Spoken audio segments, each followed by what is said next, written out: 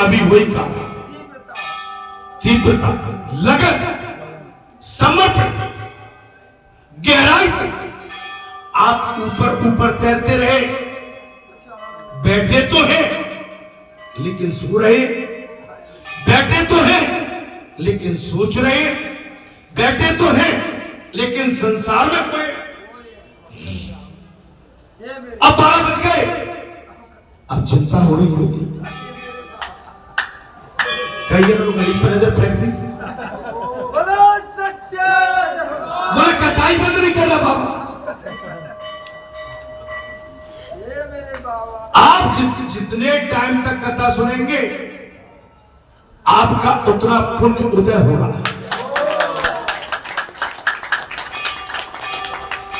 आप संसार के विघ्नों से बचियो, संसार की बीमारी से बचियो। आप जितना सुंदर भजन कीर्तन संकीर्तन सेवा भाव रखेंगे, दिया बत्ती धूप बत्ती आराधना पूजा पाठ तप तपस्या त्याग दरा करेंगे, उतने टाइम तक आप सुरक्षित हैं।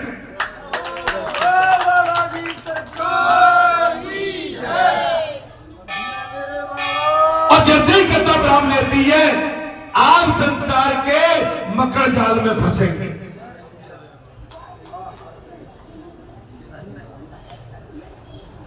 आप स्वयं सोचो, बैराग्य की इच्छा वाला मुमुक्षु भक्त हो तो उसे तीव्र भक्ति योग में परम पुरुष पूज्य परमात्मा का पूजन करना चाहिए। लेकिन तीव्र भक्ति में भगवान का पूजन अनिवार्य है। जैसे बड़े बड़े पीठों पर आपने देखे होंगे महात्मा बैठे रहते हैं, उनकी पंखे ढुलते रहते हैं, वो आप देखेंगे महाराज न आरती में खड़े होंगे। मैंने तो जहां तक देखा है, जब व्यासपीठ पर आरती होती है ठाकुर जी की, आप उस पर भी बैठे रहे, आप ठाकुर जी के साथ अपनी पूजा और अपनी आरती खुद करवा रहे हैं। जबकि ठाकुर जी की पूजा, भगवान की पूजा, मनुष्य और भगवान पृथक पृथक है।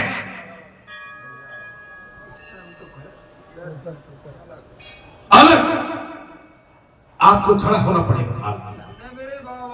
आरती में आपकी तुलना भगवान से बिल्कुल नहीं की जा सकती। महाराज भगवान सुखदेव कहते हैं, राजन कथा में आनंद आ रहा है, थक तो नहीं गए, परेशान तो नहीं हो रहे, अरे ऊपरी मन से मुक्ति प्राप्त करनी है तो और महाराज भगवान सुखदेव ने साहब कह दिया, हे राजन हरि की पौड़ी हरिद्वार में भगवान सुखदेव ने राजा परीक्षित से साफ कह दिया, अगर मुक्ति प्राप्त करनी है तो आरंभ में भोगों को त्यागना अनिवार्य है। आपको भोग विलासता त्यागनी पड़ेगी। भक्ति भोगी ज्ञान या भक्ति मार्ग में आगे नहीं बढ़ सकता। अब आप घर में यहां से गए, अभी महाराज जी चले जाएंगे, हम उठ के अपने घर पहुंच गए, नहीं, घर में जाना आप अशुद्ध हो गए। मेरी बात को समझ रहे? यहाँ के व्यासपीठ को छोड़ के अगर मेरा घर है और मैं घर पहुंच गया और घर पे बैठ गया, उन बिस्तरों पे, उस जगह पे, मैं अशुद्ध हो गया। घर से अगर मुझे मंत्र पुनः आना है, मुझे पुनर्स्नान ध्यान मंत्र जाप करके घर, क्योंकि घर हमारा संसार है और संसार का प्रतिबिंब और संसार की छाया हम पे पड़े।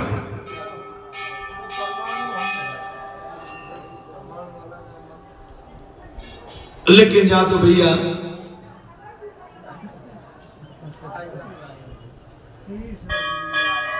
नहीं, लीला है। लीला सावधान। आपको साधना मैं नहीं कह रहा हूं, ये कथा कह रही। क्या कह रही है? भोगी ज्ञान था, ज्ञान या भक्ति मार्ग में आगे नहीं बढ़ सकता। वही घर में जाएंगे, पापा आ गए। पापा शब्द से संबोधित, आप जब महाराज संबोधित,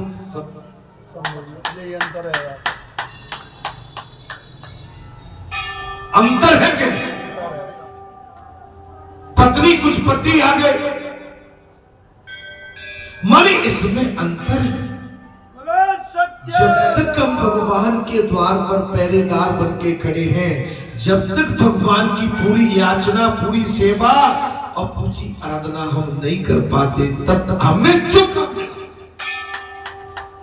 अब आपको तो लग रही है 12 बज गए, लेकिन हमारा अभी मन ही नहीं भरा हुआ।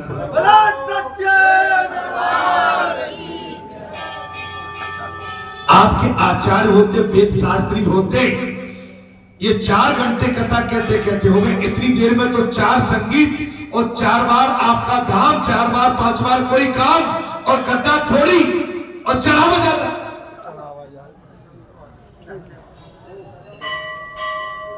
लेकिन यहां तो कथा की कतार ही नहीं टूट रही। 12 भोग भक्ति में भी बाधक है। अब मैं नहीं कह रहा हूं, आज आपके मन में ये लग रही होगी कि महाराज जी यहां स्वयं कह रहे हैं भोग संसारी व्यवस्था भक्ति के मार्ग में बाधक और ज्ञान में भी बाधक है। मैं कुछ गलत तो नहीं बोल रहा हूं। मैं आप कहो तो पढ़ू, नहीं तो भाई चले। हम संसार में अगर डुबकी लगाएंगे तो फिर संसार के बन जाएंगे। जो महाराज बैठे हैं जी कह रहे ना ना ना ना, अभी मेरी शरण में ये तुम जो दौड़ लगाती हो ना इधर उधर की, इससे बचो। मेरे बन के तुमको मेरे नाम की ख्याति मिली, तुम्हारे को मेरे नाम की पहचान मिली। पहचान में तो बड़े खुश होते हो। क्यों?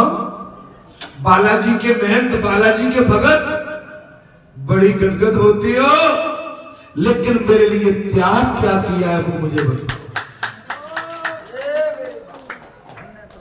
क्या कह गया मैं? अब वैसे कह देते हो समझाने के लिए, साफ कह दिया महाराज। क्या कह दिया महाराज?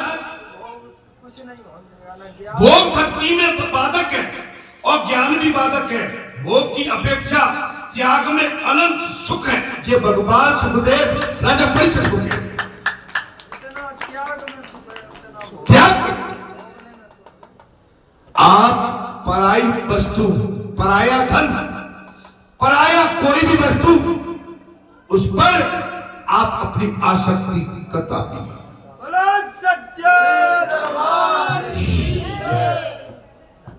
बुरी नजर, बुरी नीयत बदल डालो, बुरे भाव बदल डालो, तो अपने पैरों पे खड़े हो जाओ। तो लो भैया, हम अपने पैरों पे खड़े हो गए। तो ले भैया, घुंघरू पहन के बिना नाची रे, नाची रे, नाची। क्यों? हम अपने पैरों पर खड़े हो। कब? जब सब त्याग दिया तब। भगवान के हो गए तब पुजारी जी आनंद आ गए। अरे और सुनो महाराज, आनंद ही आनंद। अरे पेट भर के पियो। बालाजी सरकार की जय। एक राम कथा ही तो है जो 4-5 घंटे सुनने के बाद पेट भरता नहीं है। इतने देर में आप भंडारे में बैठे होते तो 5 मिनट में उठ के बाहर आ जाते।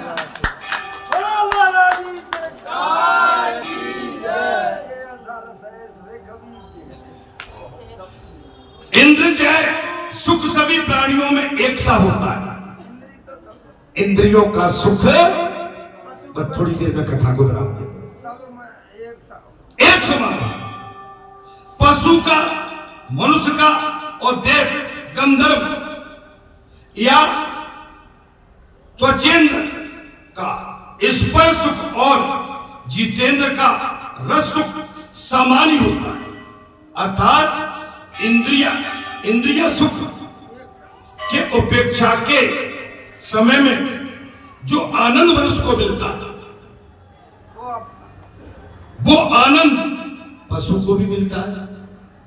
56 मन रुई की गद्दी वाले पलंग पर सोने वाले सेठ को जो आनंद मिलता है, वही आनंद कचरे कूड़े के डेरे में पड़े हुए गधे को भी मिलता है।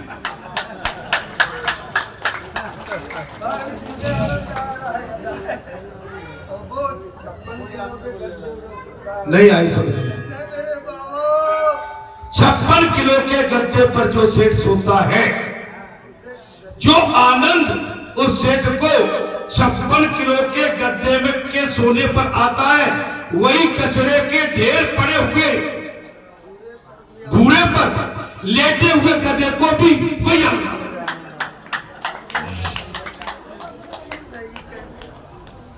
ये किसने कहा है? भगवान सुखदेव से। किससे? राजा परीक्षित से। इसलिए हे राजन, मनुष्य को चाहिए कि वो बुद्धि पूर्वक भोग छोड़े, अपनी बुद्धि से संसार की विलासताएं, संसार के भोग धीरे धीरे, अर्थात भोग में क्षणिक सुख मिलता है। हे राजन, भोग विलासता में क्षणिक सुख है, पर त्याग से हमेशा के लिए भरपूर आनंद प्राप्त। सच्चे दरबार की जय। ये धन त्याग दिया इसलिए आनंद। आनंद ये धन कहीं जेब भर लेते तो पीड़ा सताती। आज हम बैठकर यह कथा नहीं कहते।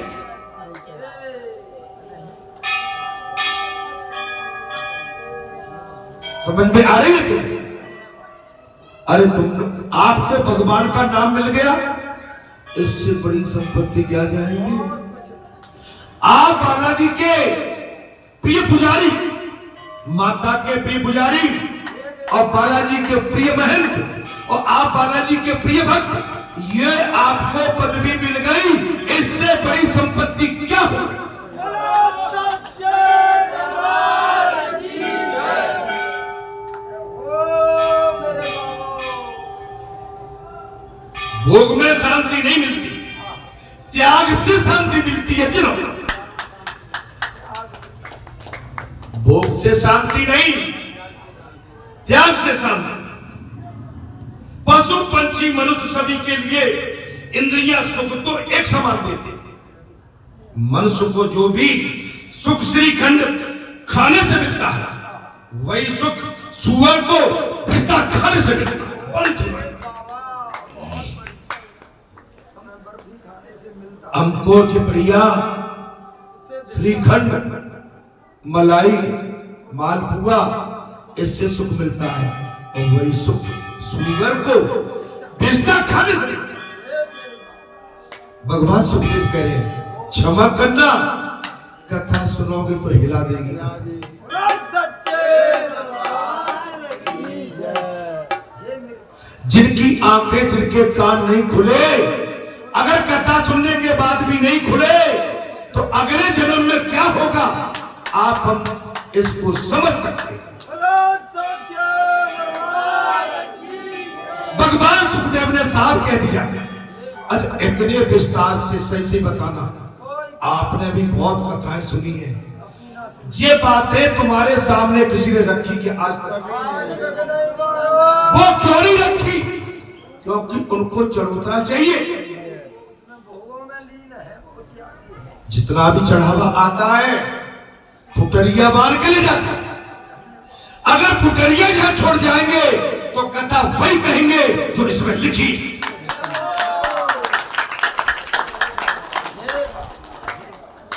पुजारी जी, धन्य मेरे बाबा। भगवान सुखदेव ने साफ कह दिया, राजन तुमने आज तक अनेक भोगों का उपयोग किया। देख लो, भगवान सुखदेव ने कह दिया कि राजन तुमने आज तक संसार में रह के अनेक भोगों का उपयोग किया है। अब तुम अपनी एक एक इंद्रिय को भक्ति रस का पान करो। राजा, अब आप छोड़िए, आप राजा होते हुए चक्रवर्ती राजा थे। आपने एक एक आपकी इंद्रिया ने भोग भोगे और एक एक इंद्री करके आप इस समय महाराज क्या करोगे? भक्ति के रस पान करो। इंद्रिय रूपी पुष्प तुम भगवान को अर्पित करो। इस समय आप जितने भी पुष्प है भगवान को देखिए। एक बात का मैंने भी देखा है को कुछ पुजारी होते हैं, जैसे महंत होते हैं, भगत होते हैं, उनको समझ में नहीं आता। लेकिन कुछ पुजारी होते हैं, कभी मार्केट गए, वो उनकी दृष्टि में 24 घंटे भगवान के पास आजू बाजू रहते हैं। वो कोई ऐसी चीज लेके आते हैं कि नहीं, हमारे भगवान को जो सुंदर चीज लगेगी, क्या लगेगी? वो भाव होना चाहिए। समझ में आई कि हमारे भगवान, जैसे हम पान लेके आए, आज भोग लेके आए और आते ही है, आज नहीं, अरसों बरसों हो, लेकिन आज गोवर्धन भगवान थे, हमारे मन में आया, उनको भी भोग, उनको भी पान, उनको भी तंबाकू सुपारी सब चढ़ा। ये हमारे मन में भाव होना चाहिए। हम केवल ठुटरे बैठे रहे, एक जगह ही बोले हमने यहाँ कर दिया सब, नहीं नहीं। ये इतनी बड़ी ख्याति, इतनी बड़ी पूजन, इतनी बड़ी तपस्या स्वयं भगवान के द्वारा, और माने कितने भाव के साथ आज आप बालाजी के आंगन में लेटे हुए उन पार ब्रह्म परमेश्वर गोबर भगवान को सत सत प्रणाम करते।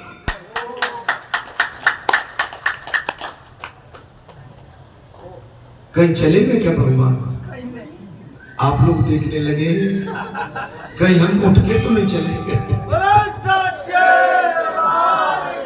आपने उस दिन एक लीला और देखी। हमारा क्या हुआ था, हमारा एक पैर हमारे गमछा में बीत गया। क्या बीत गया? और जी हमारे पैर को सब ढूंढ रहे, लेकिन ये हमारे पैर को नहीं ढूंढ पाए। तो कुछ लोग ढूंढ लिया, ये 4-4 5-5 लगे रहे। हमने कहा ढूंढो हमारा पैर कहाँ है, हम यही कह रहे थे हमारा पैर कहाँ है, और जी बार बार हमारे पैर को ढूंढे और पैर नहीं मिले।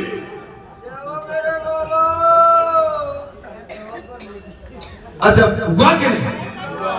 कोई ढूंढ पाया कि नहीं? तो जब तुम पैर नहीं ढूंढ पाए,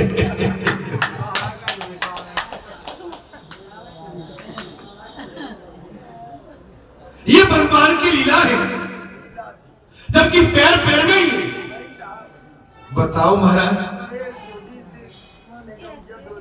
से नहीं निकाल पाए, चाचा जाने लगे। तो आप समझ लो कि भगवान की भूल भुलैयों में आप इनको परमात्मा जी अतिथि आ रहे हैं बालाजी के प्रांगण में।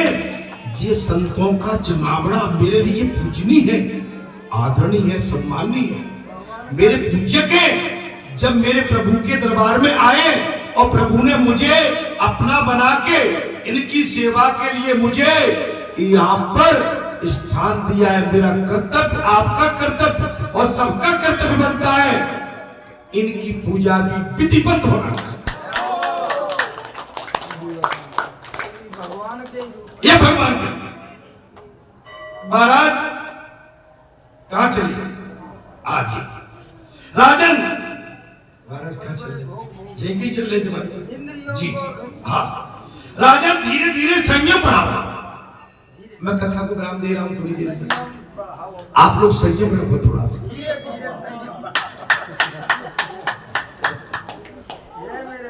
वो तो देर गई है आपसे है भाई। अब कथा तो भाई मन नहीं अल्लाह रखा। राजन धीरे धीरे संयम बढ़ाओ, श्री कृष्ण का सतत ध्यान डरना ही मनुष्य मात्र का कर्तव्य है। आप धीरे धीरे अपना संयम रखें, धीरे धीरे, और भगवान के भजन में, कीर्तन में, संकीर्तन में और भगवान के चरणों में अपना अनुराग एवं मन लगा। और ये कर्तव्य आपका, हमारा आपका कर्तव्य क्या है? मनुष्य होने के नाते भगवान का भजन करना, ये उद्देश्य है। जो ईश्वर में तन्मय होता है उसे मुक्ति मिलेगी। तो ईश्वर का कीर्तन संकीर्तन समर्पित भाव रखता है, हे राजन, उससे मुक्ति मिलती है। भगवान सुखदेव कहते, राजन, जब उसी का सफल जीवन होता है जिसे दूसरी बार माता के गर्भ में आने का अवसर नहीं मिलता, जो भगवान की सतत भाव से भक्ति करता है उसे पुनः माता के गर्भ में आने जाने की जरूरत नहीं मिलती। गर्भवास नरकवास है। अब कह दिया सर, भगवान सुखदेव ने कहा, राजन परीक्षित, गर्भवास माने नरकवास, कर्म और वासना को साथ लेकर जो जन्म लेता है उसके लिए गर्भवास नरकवास ही होता। संसार की वासना न छोड़ो। हम यहाँ बैठे हैं, देखो, अगर आपका मन इस समय कथा में लग रहा है, देखिए जहां भी आपकी परीक्षा चल रही है, आपका टाइम हो गया, लेकिन मैं आपको टाइम नहीं दे रहा हूं। आप मन से टाइम मान के बैठे हैं और मैं आपको वो टाइम नहीं देना चाहता हूं, मैं और आपको कुछ बताना चाहता हूं।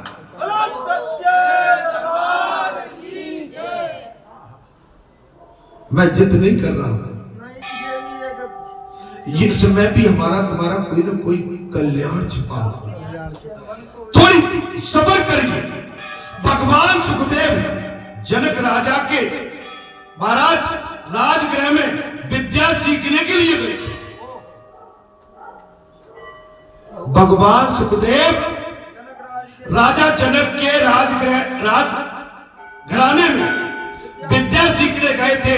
विद्या अभ्यास समाप्त हुआ, तब सुखदेव ने महाराज गुरु दक्षिणा देने की इच्छा प्रकट की। जनक राजा ने कहा, मुझे कोई गुरु दक्षिणा की इच्छा नहीं है। भगवान सुखदेव किससे विद्या लेने गए थे? राजा जनक से। कथा को तो समझो जरा। भगवान सुखदेव ने कहा, राजन गुरु दीक्षा लीजिए। राजा जनक ने कहा, मुझे गुरु दक्षिणा लेने की इच्छा नहीं है, फिर भी तुम आग्रह करते ही हो तो जगत में जो वस्तु बिल्कुल निरुपयोगी हो वो मुझे दे दो।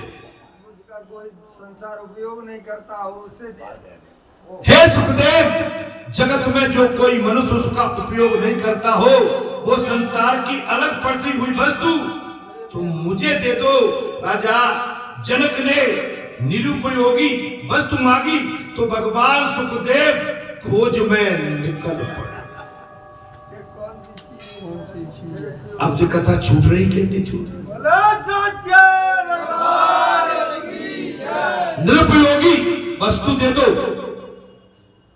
महाराज भगवान सुखदेव निरुपयोगी वस्तु की खोज में राजा जनक को देने के लिए निकल पड़े और उन्होंने प्रथम मिट्टी उठाई तो उसने कहा कि मेरे तो कई उपयोग है। भैया मुझे तो कई उपयोग करते हैं। अब कथा कहूंगा छोड़ दो,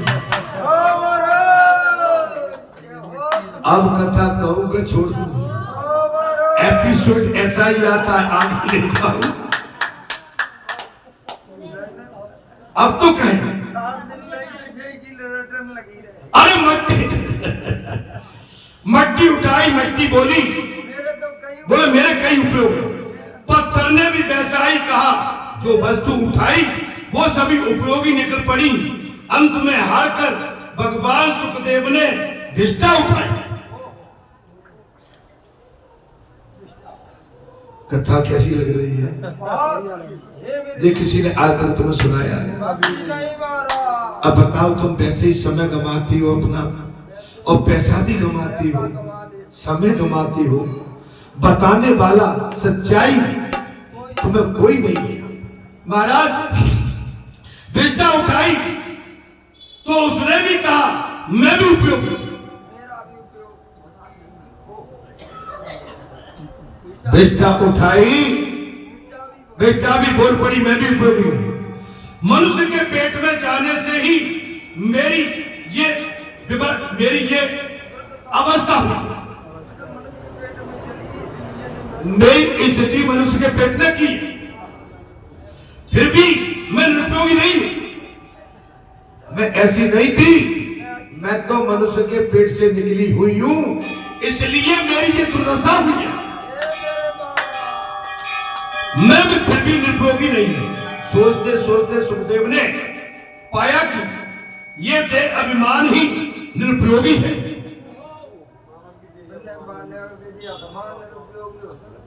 ये देह अभिमान ये निरुपयोगी। परमात्मा की सेवा करते हुए महाराज पुरुष तत्व और स्त्री तत्व का भान चला जाए तो गोपी बाप सिद्ध होता।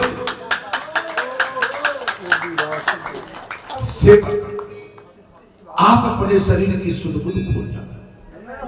मैं स्त्री हूं और मैं पुरुष हूं, भूल जाए, और परमात्मा की नित्य लीला में प्रवेश मिल जाए।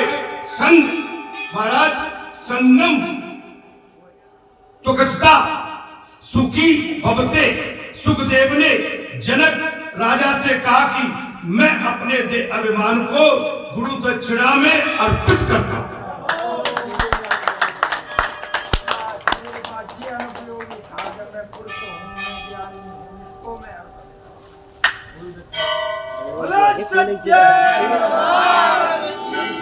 मैं पुरुष हूं, मैं ज्ञानी हूं, इस अभिमान को मैं अर्पित करता हूं। यह सुनकर राजा जनक ने भगवान सुखदेव से कहा कि अब तुम कृतार्थ हो गए, आप अपने अभिमान को त्यागिए। कथा भी आज यहीं से चालू हुई। किसी महापुरुष देव पुरुष सत्य पुरुष माता बहन बेटी कभी किसी का उपहास मत करो। आप हम समझे कि हम ही ज्ञानी हैं, आप हम समझे कि हम जहां आते हैं हम ही सुनते हैं। अरे सुनने वाले तो 7 समुद्र पार भी बैठे होंगे, या की बाणी को 7 समुद्र तक भी सुन लेंगे।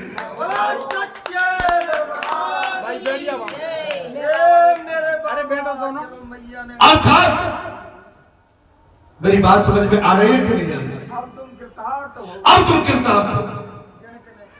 ये जो आपने जो चोला बनाया है ना, ये अमूल्य है, ये मनुष्य के बस की चीज नहीं है। ये पीठ बनी है ना, ये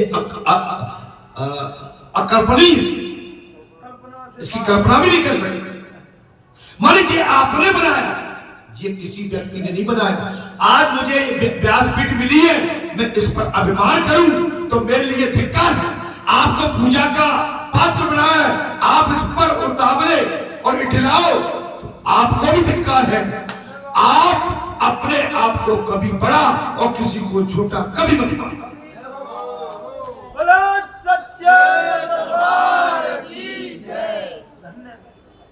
उसी समय राजा जनक ने कहा जाओ, तुमने अपना अभिमान मुझे सौंप दिया, तुम कृतार्थ हो गए।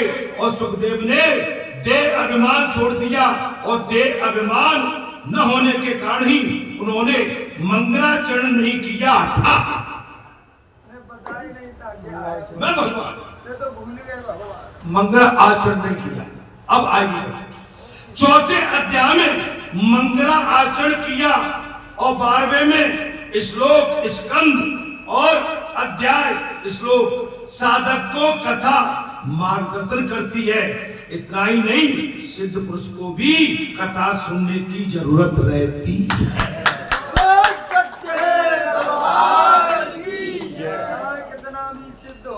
कोई कितना सिद्ध हो जाए, एक तो कभी भी किसी के प्रति हंसो मत, उपहास मत उड़ाओ।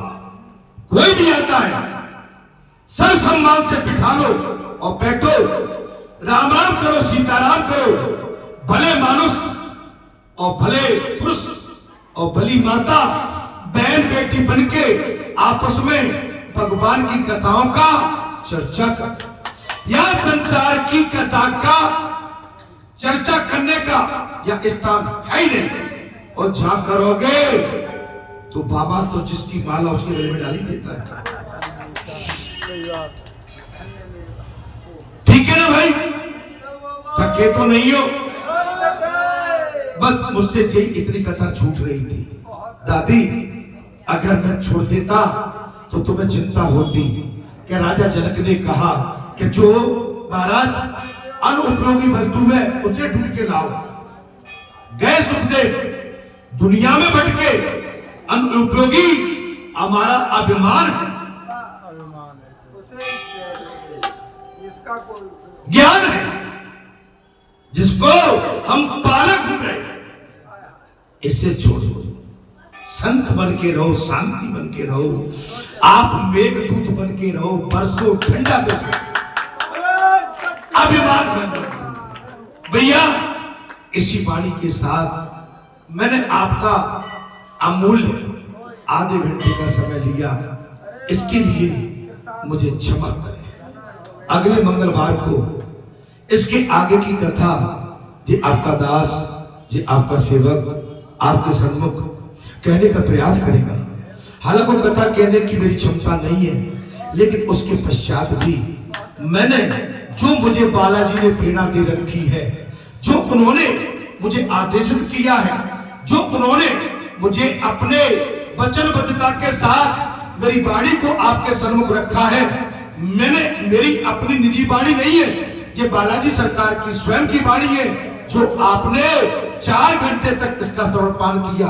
अगर आपने पक्के मन से 4 घंटे की कथा को सच्चे मन से सुना होगा या 4 मिनट भी सुना होगा, आपका कल्याण होगा, आपको भगवत प्राप्ति होगी। बोलो सियापति राम